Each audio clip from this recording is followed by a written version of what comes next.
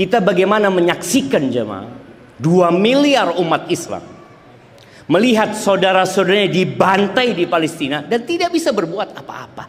Tidak bisa berbuat ya kecuali berucap, kecuali berdoa. Sampai tingkat kehinaan kita di mata seluruh bangsa.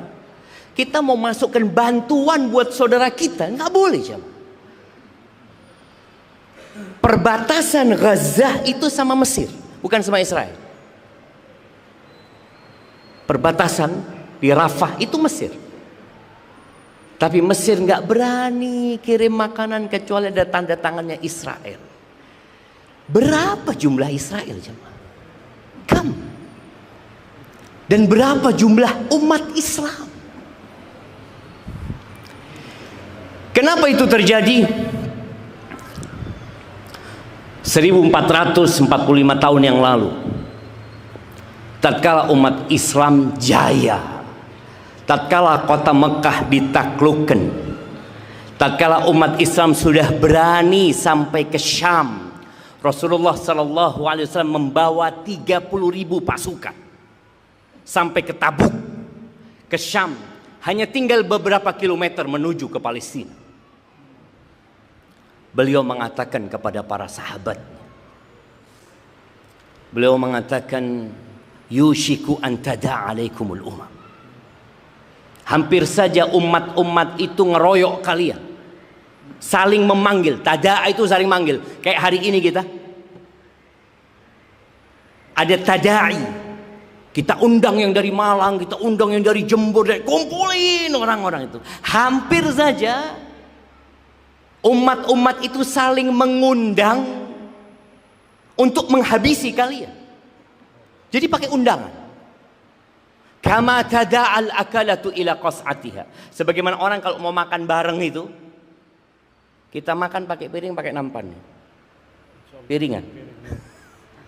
Iya, kalau pakai nampan biasanya kita ngomong, pulang, taruh sini, masih kosong. Kurang 2 orang, kurang 3 orang, saling manggil jemaah. Untuk apa? Untuk menghabisi makanan itu.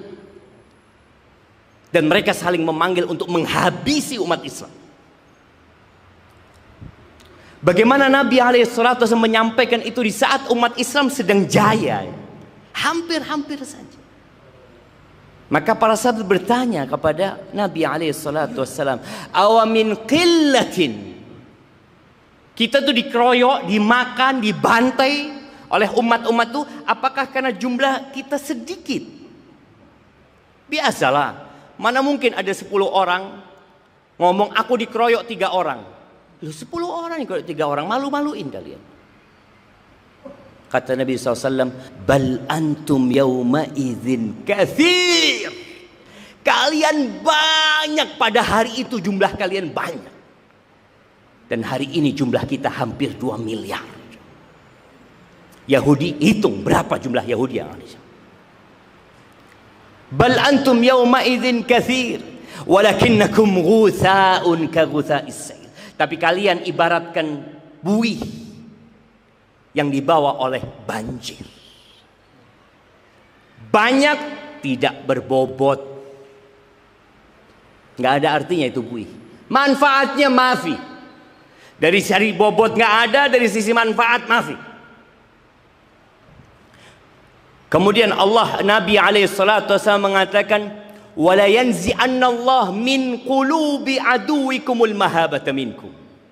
Dan Allah, ingat Allah Rabbul Alamin, yang tiap salat kita mengatakan Allahu Akbar, yang tiap sujud kita mengatakan Subhan Rabbiyal A'la. Allah akan mencabut rasa gentar musuh kalian dari hati mereka. Musuh yang dulu takut, antum baca sejarah, bagaimana Persia yang jumlahnya 200.000 melawan 50.000, ketakutan mereka jemaah. Bagaimana ketika perang Yarmuk, umat Islam jumlahnya ya kira-kira 50.000 melawan 200.000. Yang 200.000 bingung, kok berani mereka ini jumlahnya sedikit, peralatannya dan persenjataannya masih tradisional, kok berani melawan Romawi. Sampai bingung gitu. Kok bisa katanya. Itu dulu. Nabi mengatakan Allah akan mencabut rasa gentar musuh kalian dari kalian. Wala yulqiyanna fi qulubikumul wahn. Allah akan lemparkan di hati kalian kelemahan. Apa kelemahan itu? Sahabat tanya. Qala hubbud dunya wa karahiyatul maut. Cinta sama dunia. Kalau bicara dunia, bicarakan dunia. Harta, tahta, wanita. Itu yang terjadi. Musuh sekarang nggak takut menghadapi 2 miliar. Mana takut Israel menghadapi 2 miliar? Nggak ada rasa takut sama sekali. Sampai yang namanya sawarikh itu ya, rudal-rudal itu dikirim di video. Anak-anak mati di video. Dunia melihat. Kumpul tuh PBB. Mau menghentikan perang, harus berhenti perang ini. Kata Amerika, nggak bisa. Selesai. Dunia diam. 2 miliar tidak bisa berbuat apa-apa. Ya, mereka mengadakan pertemuan. Nah, kita dukung mereka, mereka mengirimkan bantuan.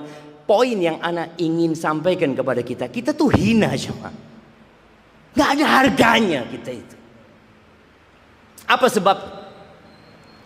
Di hadis Thauban, Maula Rasulullah sallallahu alaihi wasallam, Nabi bersabda alaihi salatu wassalam, "Idza tabaya'tum bil 'ina wa raditum biz zar' wa akhadtum adhnab al baqar wa taraktumul jihad, sallatallahu alaikum dhullan la yanzi'uhu hatta tarji'u ila dinikum."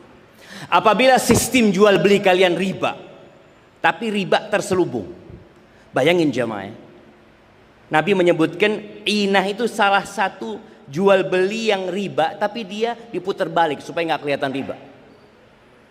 Kita mungkin pernah dengar ya, riba dulu yang benang. Sistem riba benang yang di mana? Di Surabaya ya.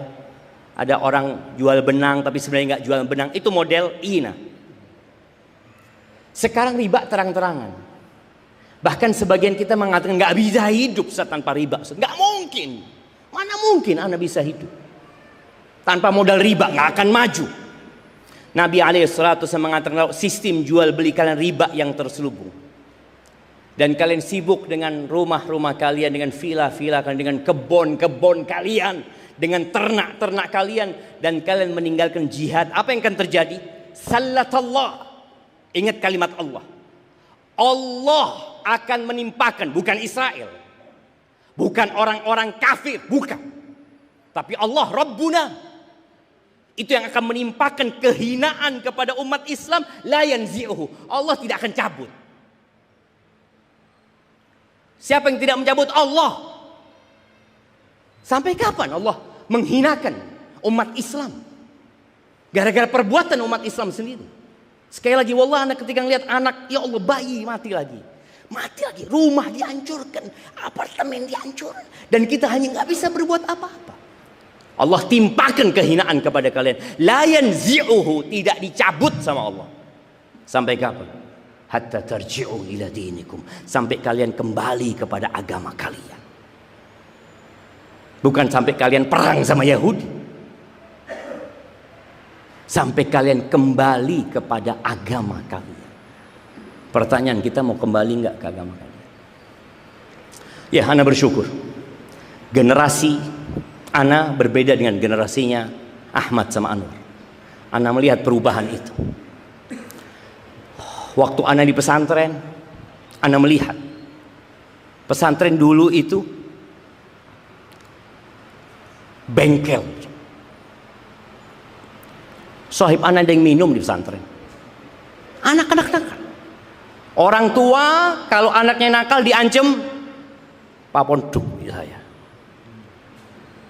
Sampai anak ingat, anak punya hal rahimahullahu taala, sama abahnya dipondokkan ke Malang, yang nganter belum sampai situ Bondo, hal anak sudah sampai situ Bondo. Bayangin, jadi memang yang dipondokkan itu bukan yang Pinter enggak, yang pinter jadi dokter yang pinter. Sebeng tambeng ini Pak Pondok. Akhirnya kalau yang dipondokkan itu yang nakal, jadi apa jemaah? Sekarang udah enggak. Alhamdulillah, ana bersyukur. Tahun 90 itu, tahun 80-an lah, anak SD. Anak punya walidati nggak pakai jilbab. Anak punya amati nggak pakai jilbab. Anak punya kholati nggak pakai jilbab. Anak punya ustadzah nggak pakai jilbab. Istrinya ustadz nggak pakai jilbab. Tahun itu. Tahun 90 itu terjadi revolusi jilbab. Mungkin yang ingat ya, ketika 300 siswi dikeluarkan dari sekolahnya gara-gara pakai jilbab. Tahun 98-90. Awal muncul bank syariah 98-90. Mulai umat Islam mau bangkit ini. Sampai kapan kita riba? Masjid sepi. Dulu sholat berjamaah di masjid itu sepi. Anak pulang dari ma'had pakai jenggot di sidang sama walidi. Tidak ada apa pakai jenggot. Yang pakai jenggot itu orang-orang syebeh. Oh kita masih darah muda ya. Semoga Allah ngampuni anak. Anak ngomong bah mana tunjukkan orang syebeh yang pakai jenggot mana. Semua pada dipotong keping kelihatan muda. Ini sunnah Rasul SAW. Kita kadang-kadang kurang ajar loh jemaah, Allah yarham. Pada masa itu, sekarang udah biasa. Masjid udah rame. Alhamdulillah kita bersyukur. Label-label syariah mulai gencar. Orang kalau ngetanyakan ini muamalah yang sesuai syariat apa tidak, perumahan syariat udah mulai muncul. Umat Islam mulai sadar. Maka harapan anak, ya Ahmad sama Anwar mempersiapkan generasi untuk mengangkat tinggi kepala umat Islam. Tapi yang jadi masalah, cobaannya lebih besar. Ma min zamanin illa walladhi ba'dahu syarrun. Tidak ada satu masa kecuali yang sesudahnya lebih buruk daripada yang sebelumnya. Hatta talqaw rabbakum. Sampai kalian menjumpai Tuhan kalian. Ingat dulu kita kalau mau nonton TV. Di kampung itu nggak semua orang punya TV. Kalau punya TV hitam putih, satu kampung nonton di sana. Biasanya hari Ahad dulu. Dulu masih ingat ada Little Missy apa yang budak itu, satu kampung nonton hitam putih. Kemudian muncul jadi warna TV-nya. Orang kalau mau nonton harus sewa pakai video dulu. Nonton pakai video. Kemudian berubah lagi pakai VCD. Berubah lagi pakai DVD, berubah lagi. Sekarang dunia ada di tangan kita, di tangan anak-anak kita. Dulu emak-emak sehat. Kenapa? Mau nyuci harus nimba. Mau masak, anak ingat sama walidati disuruh kompor. Kita punya tungku di rumah pakai kayu, sekali-kali kita pakai kompor yang dari sumbu. Ya kita satu-satu. Kuat generasi itu. Generasi sekarang buka keran, air. Bahkan mungkin banyak anak-anak perempuan hari ini bisa masak. Alhamdulillah. Masak nasi tinggal sekarang rice cooker, kasih air selesai. Coba suruh kasih kompor, kasih dandang ya. Allahu Akbar. Kita dulu diajarin cara masak nasi ya, diputer-puter dulu, dipindah nanti ke sini. Allah. Jadi generasi sekarang itu lemah. Maka harapannya sebagai seorang suami, Ahmad sama Anwar, ajarin istrinya. Allah Azza wa Jalla mengatakan, ya ayyuhalladzina amanu qu anfusakum wa ahlikum nar. Wahai orang-orang beriman, jagalah diri kalian dan keluarga kalian dari api neraka. Terus terang jamaah, ana sering ngisi kajian di berbagai kota. Harim-harim jamaah itu jarang dibawa kajian ke masjid sama rejal. Ya, anak husnuzan mungkin rejalnya ustadz semua ya. Sudah di rumah sudah kasih kajian apa, jadi harimnya nggak perlu dibawa ke masjid. Kita bakal ditanya sama Allah. Tugas sebagai seorang suami, komandan ar-rijalu qawwamuna 'alan nisa, bukan cuma kasih fulus sama harimnya. Tuh harim punya rizki sendiri, nggak akan makan rizki kita. Maka bagaimana kita mendidik kita punya harim? Ajak jamaah, bawa harimnya. Bukan kalau ke mall diajak. Tempat yang paling dibenci sama Allah itu pasar. Dan tempat yang paling dicintai Allah itu masjid. Oh iya Ustaz, tapi kan harim tidak disyariatkan berjamaah ke masjid. Sahih. Enggak. Tapi juga enggak ada syariat harim harus ke pasar. Kenapa engkau bawa tuh harim ke mall, engkau enggak bawa ke masjid? Engkau bawa tuh harim ke tempat yang paling benci Allah. Dan kau nggak bawa tuh harim ke taman-taman surga untuk diajari ilmu jemaah.